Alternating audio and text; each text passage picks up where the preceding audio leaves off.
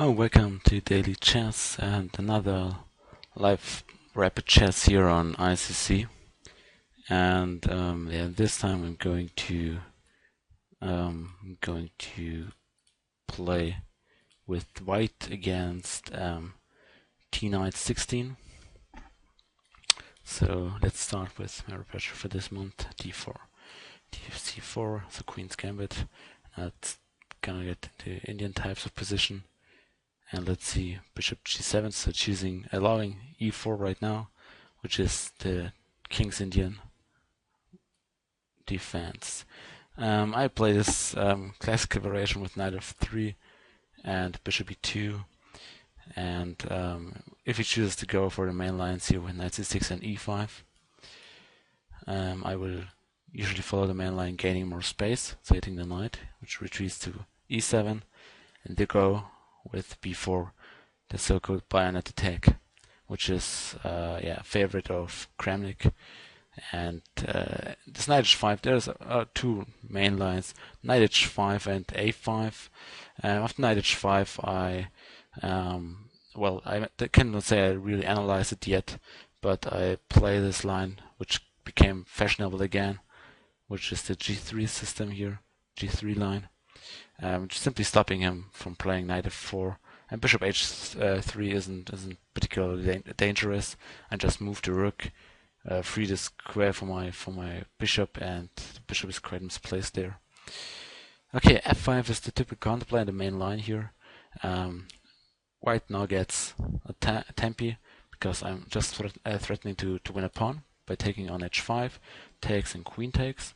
So he has to retreat. Yeah, here it comes. And now the game deviates. To be honest, I'm not even sure how. I don't have a single game to follow now, but there are two systems, which is now Bishop F3 or F3 itself, and I will choose F3 because once it plays F4, I can maybe sometimes even close the side with G4, which is my main aim. And after H6, this typical knight sacrifice here on E6, bishop takes, pawn takes, because otherwise I would just win the exchange. Is quite good for white. Gives good compensation. The immediate attempt to get back the pawn is, as far as I know, not very good. Let's see if I can try to exploit it somehow. The idea is that once I play knight e5, which I will do right now, I'm threatening this knight. If he takes, I just get a very powerful passed pawn, which he shouldn't allow by any means. And if he doesn't take, he has protected somehow.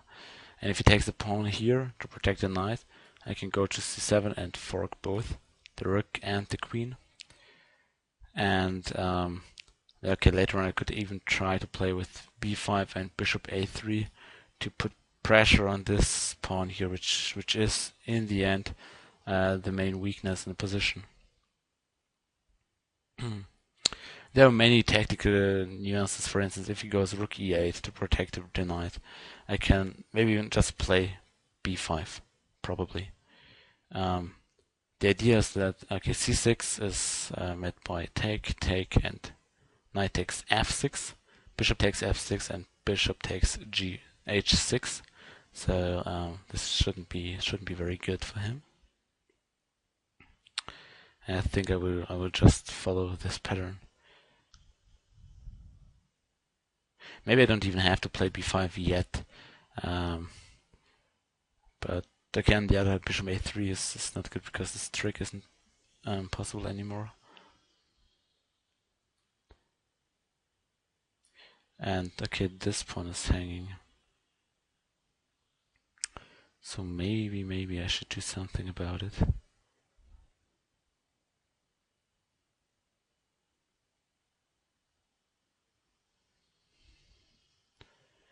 I could also just immediately exchange it off, take with the bishop and take this pawn here.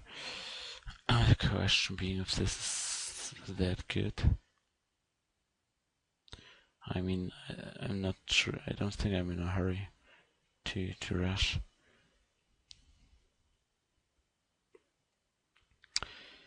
see if I have to protect this pawn here. Yeah, you cannot grab on e6 because still knight c7 forks everything.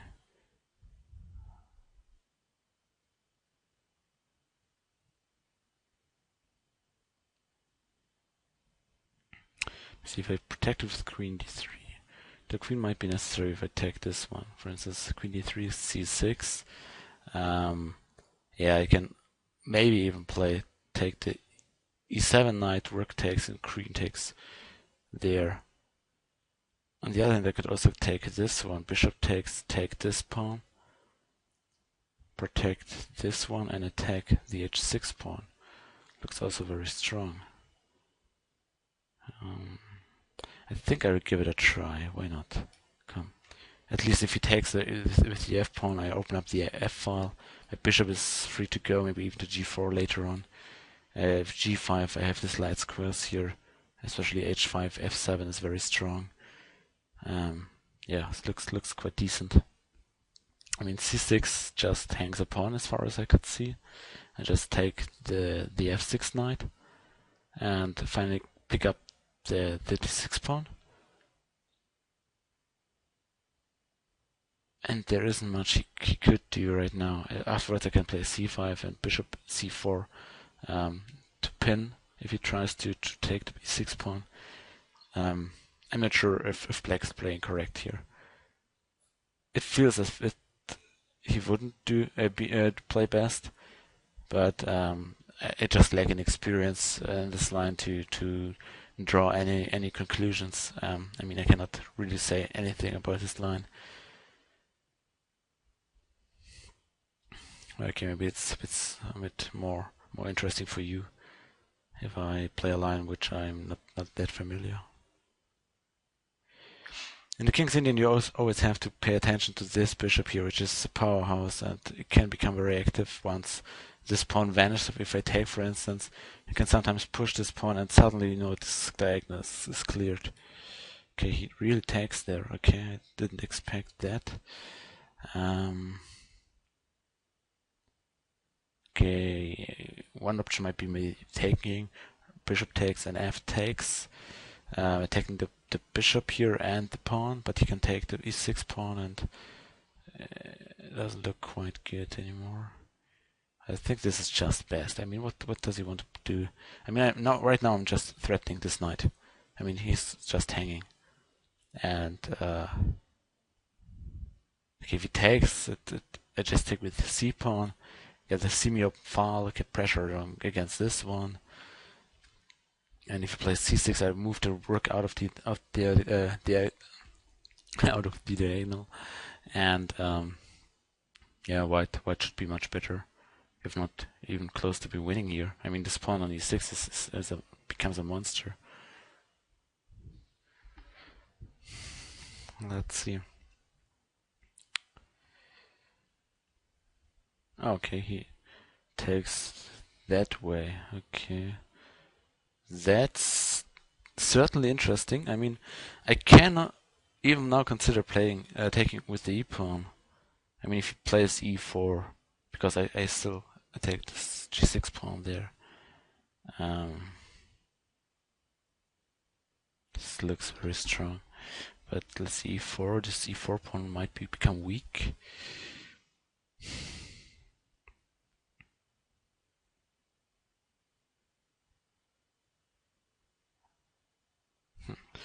Well, that's the question. E or C? I mean, the C gives me some pressure along this file. And yeah, I think C might be maybe more principled. I mean, in the end, I keep this bishop very bad. I mean, he doesn't have any prospects right now. He has to sacrifice something in order to try to activate it, I think. What about c6? I just move out of the way.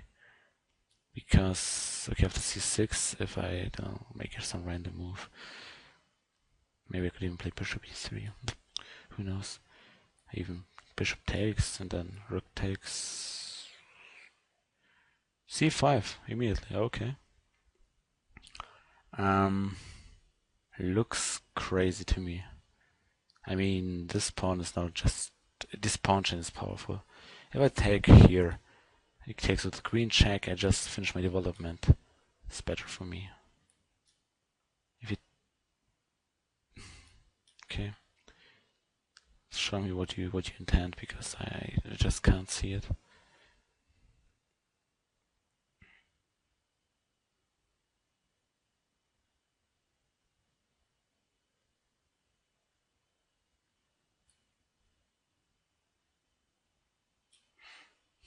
Fine.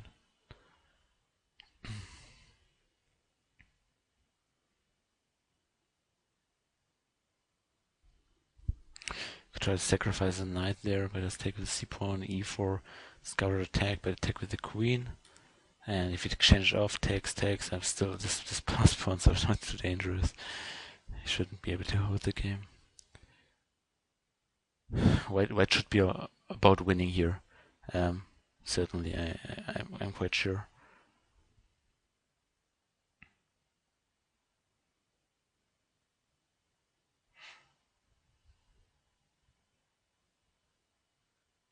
I mean, next moves to come might be a4, then rook f to b1, maybe even.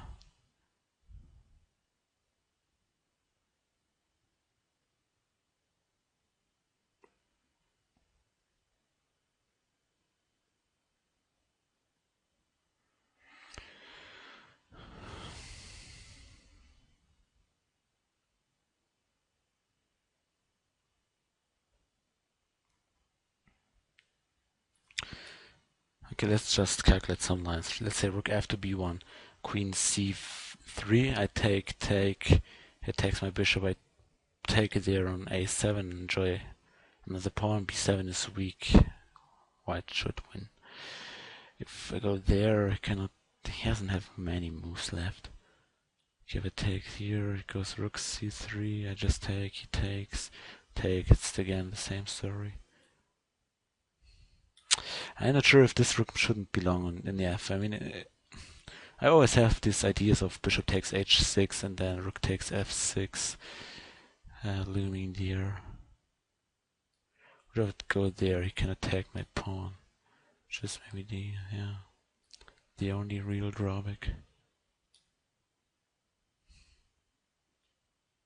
Okay, here it comes. Oh damn! Yeah, sure. Okay, maybe I played a bit too fast. Of course, this was rubbish.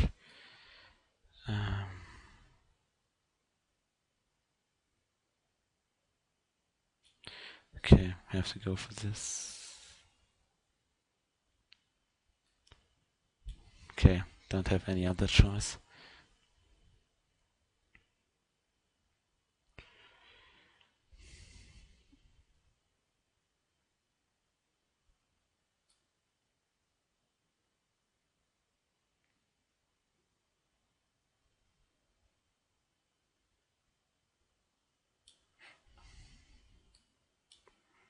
Okay, let's exchange up. Okay, I should still be winning, but of course the idea was just bad.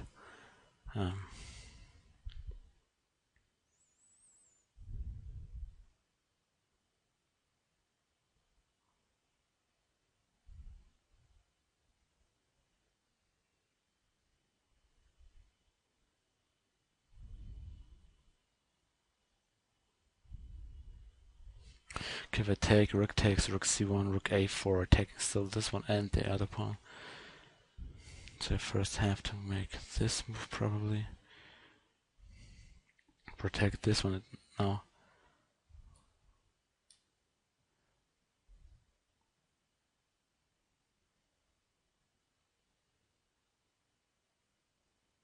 Okay, bishop h6 is in the air. Quite annoying, to be honest.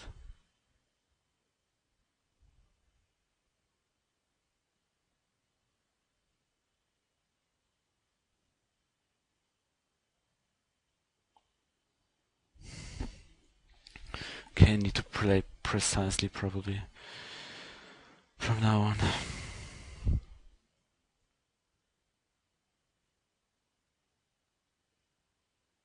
give king here, rook checks.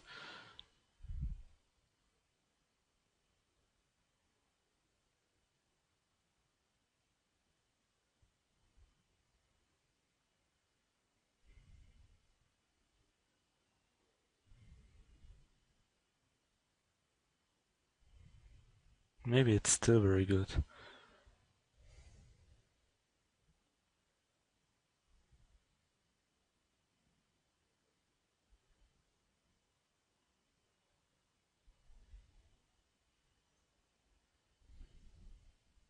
So king d3, rook checks, and back. Okay, takes a pawn. Do we have any other possibilities?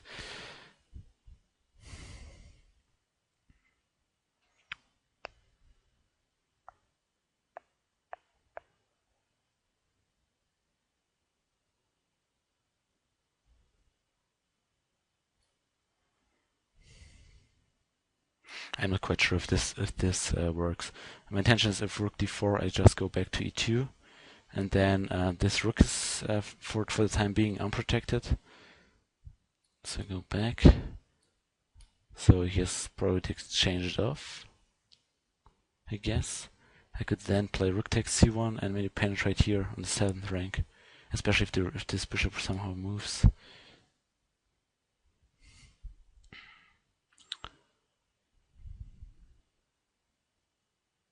I mean, there's still some weaknesses, d6 and d7. I have to care about this pawn. This is important.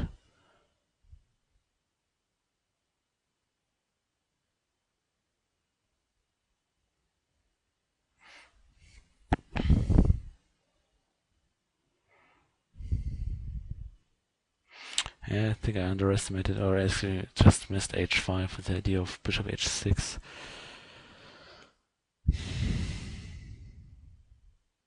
If I'm allowed, I would play bishop e3, rook c4, takes, king d3, he has to go, and then rook c1, and this he shouldn't have much counterplay. But of course things aren't that easy. He also calculates a lot now.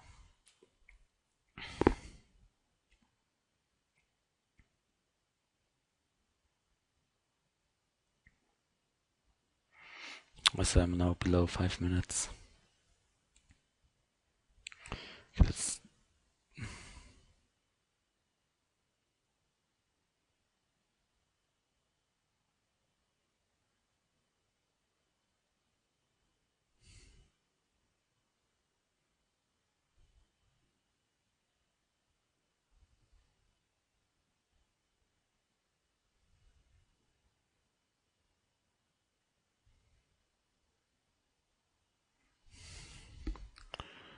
okay, take it with the rook, or with the proper with the rook. Otherwise the bishop can go to a3. No, I think I need to go with this.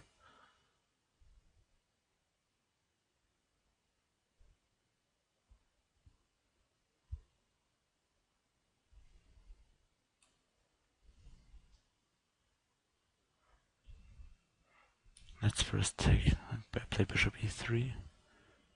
The rook has to go somewhere.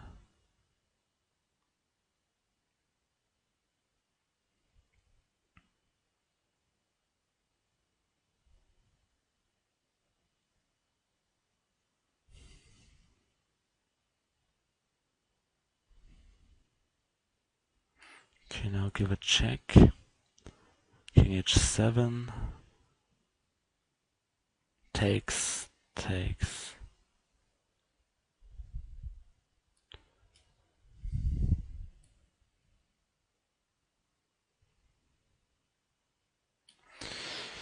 Okay, this pawn will quite likely fall. But that's not the problem anymore. I mean, I could even just push probably. And that's why he resigned, yeah. Okay. Yeah, I think after king f, yeah, probably king f3.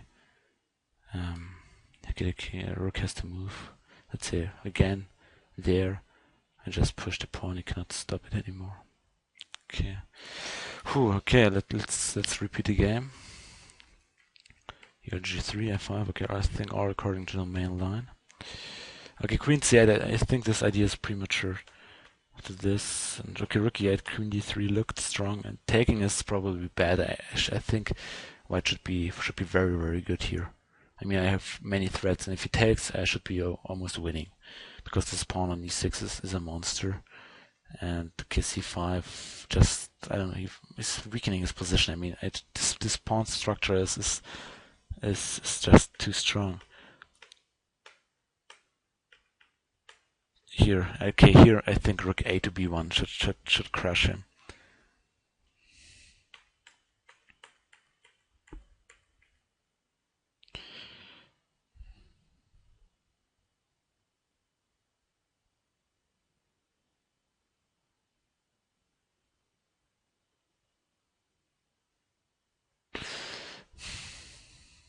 I guess king e2 was better. With the idea rook c4, king d3, and wins. Okay, h5 is probably strong. I mean, okay, let's maneuver. Okay, at the end, in the end, it seems as if it was still winning.